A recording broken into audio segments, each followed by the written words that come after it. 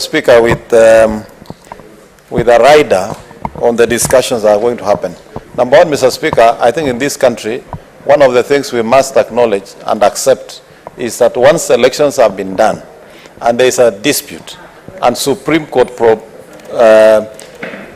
speaks itself of the matter, then that matter should be considered rested.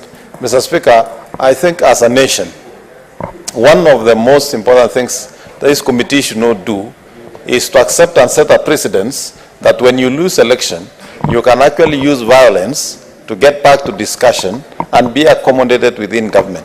Mr. Speaker, I don't think that is what our Constitution intended.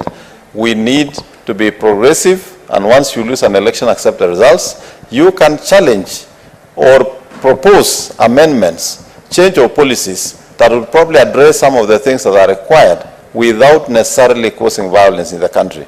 Mr. Speaker, I also want to urge those who are going to sit in that discussion that the center of discussion should be things that affect Kenyans.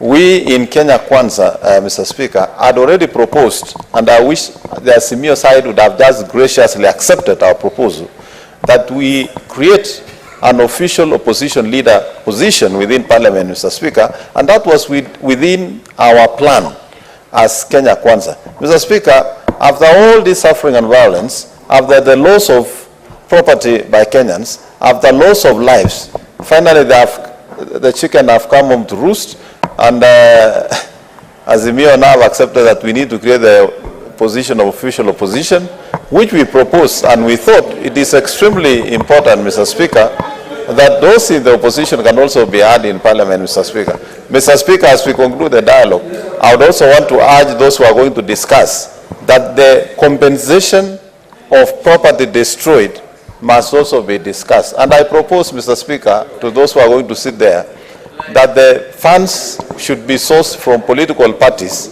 that were involved in those losses, Mr. Speaker. Mr. Speaker, I support. Senator Abbas.